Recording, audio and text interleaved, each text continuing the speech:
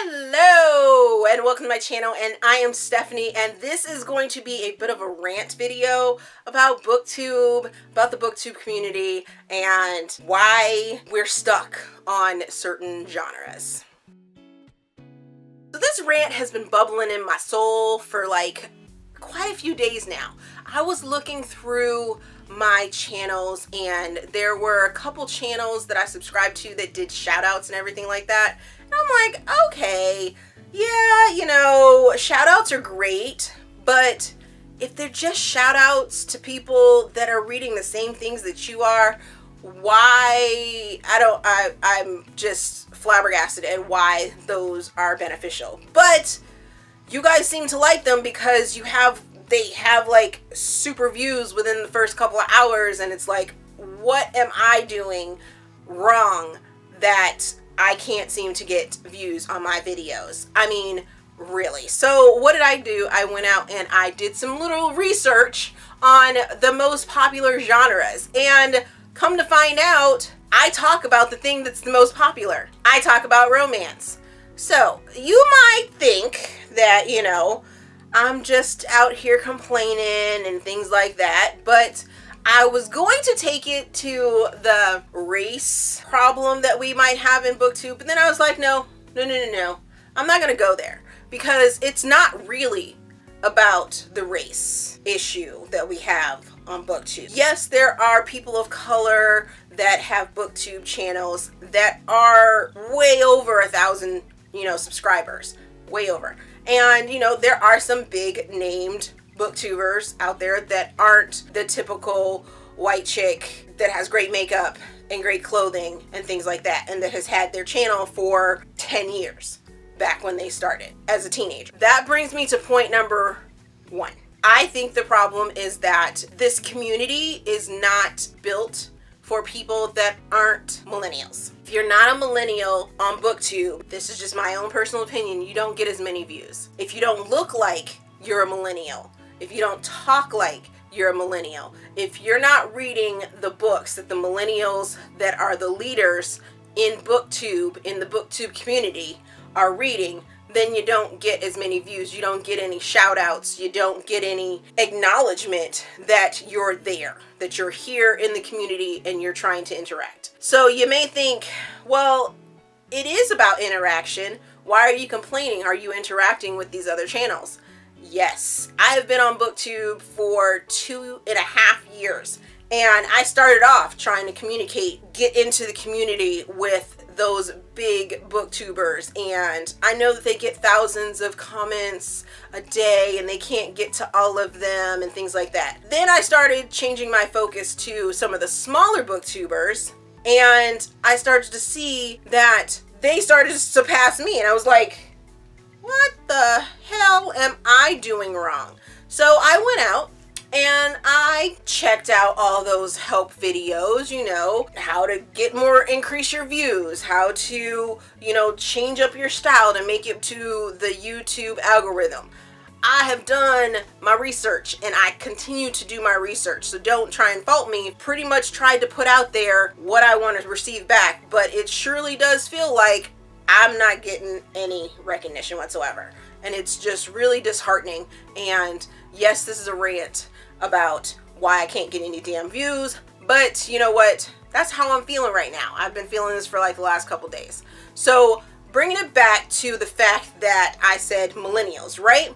So yes, I'm not a millennial. And come to find out, I have my own little generational name, and we're called Xennials. Let me give you the definition of an Xennial. An Xennial is someone that is born in between the years of 1977 and 1983. You might ask, what's an Xennial? Well, I'm about to tell you. An Xennial is someone that isn't a Gen Xer completely. We know what it's like to be in that analog world where you had to stand at the radio and record the song that you've been listening to. But at the same time, on the flip side of that, we also know about computers and that digital age and Facebook and social media. We were the ones that were creating that. We were the ones that were the babies and test children of it. We didn't grow up having social media at our fingertips. We grew up in that analog world. Why I bring this up is because I'm like calling out there to all you Xennials, and I do hit them in my analytics. It shows that my target audience are the over 25ers and people of my age group. So you guys are watching. Thank you very much. I appreciate you. I appreciate the 500 people, almost 600 people that are watching my channel. Thank you. I appreciate you. I do. I am not faulting you guys, but can I get some speak a word? Can you guys like spread out that, you know, I'm kind of awesome? No, that's conceited of me. If you think I'm awesome, then please spread the word. But it's like, I just don't understand. So then I was like, okay, maybe it's not a generational thing, or maybe it is just a little bit of the generational thing, but at the same time, it could be because I'm not reading the same genre of books. Booktube is YA heavy. It is super YA heavy. And if anyone tells you that it's not YA heavy, they are lying to themselves.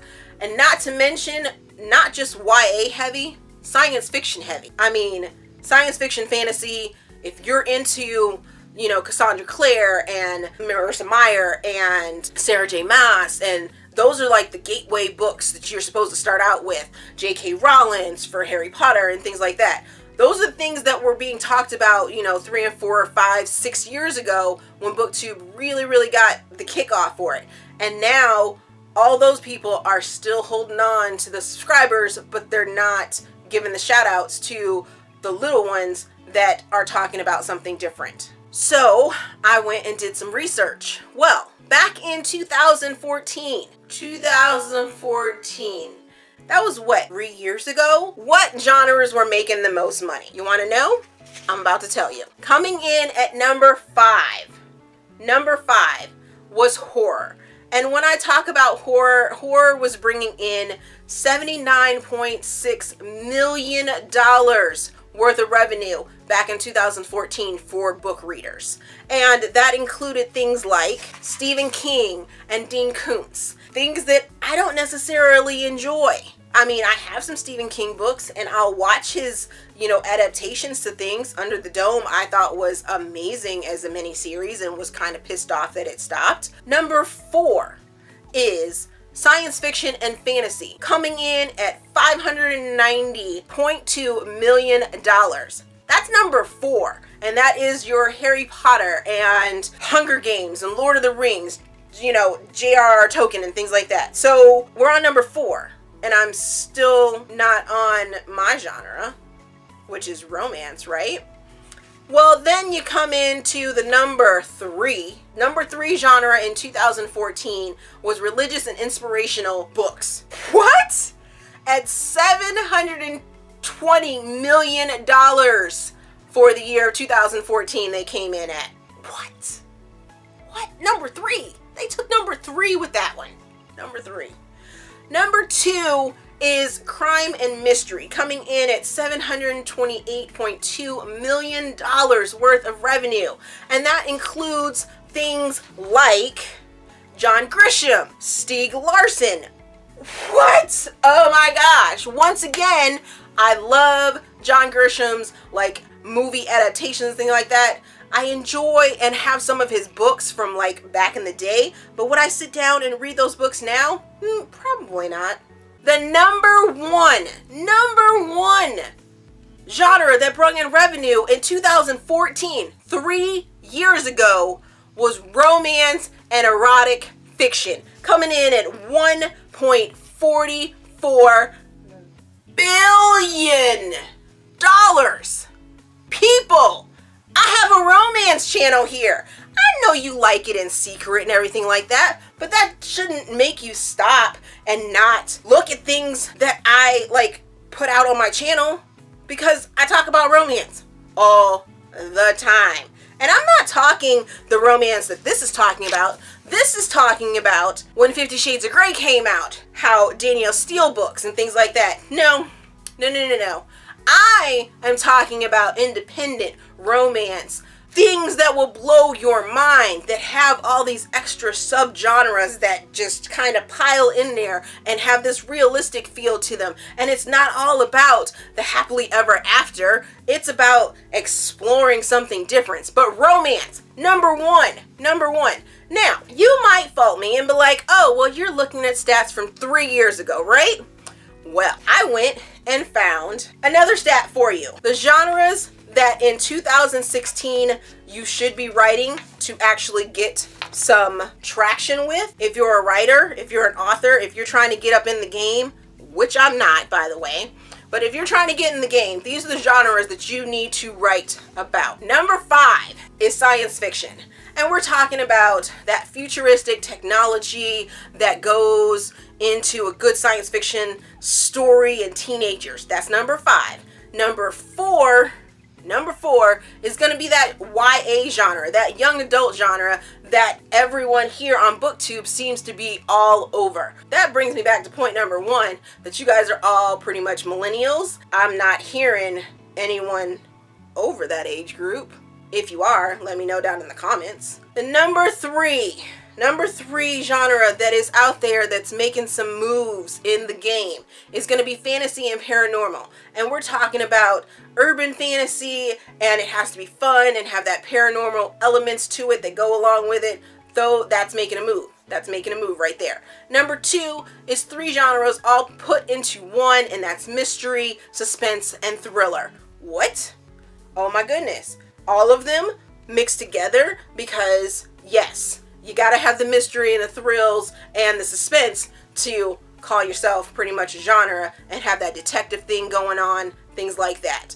And still reigning on top in 2017 is romance. Romance. So I ask again, why is my channel not getting any views? I don't understand. I understand that you guys are all probably secret romance readers. Can you give a girl a shout out? Could you give me a shout out? And that brings me to demonetization of my channel. I have decided, initially I monetized everything because all of the help videos that I saw on how to make your YouTube channel better was saying you gotta monetize. I demonetized several videos over the last couple days, and all of a sudden, I'm getting views. How is that happening? Isn't that supposed to go against all of YouTube algorithm? Everyone's supposed to be monetizing. I haven't had a chance to really dive into why all of a sudden my views started going up now that I've demonetized some videos. But the only reason I really monetized my videos was so that I could get the scheduling feature that went along with it. So I was able to upload a video on Sunday that didn't release until Thursday. And you had to do that in order to get that feature. You had to monetize your videos. I think I'm done with my rant. Let me know down in the comments if anything that I'm saying makes any sense whatsoever. I've pretty much just been rambling, and yeah, I did a little bit of research, but you know, let me know what you guys think down in the comments. As always, if you enjoyed this video, please give me a big thumbs up and subscribe to the channel. Also, I have a feedback form down in the description box so you guys can help me improve my channel. I started a Goodreads group and a blog. Please go check those out. Thank you for watching, and we will see you guys later.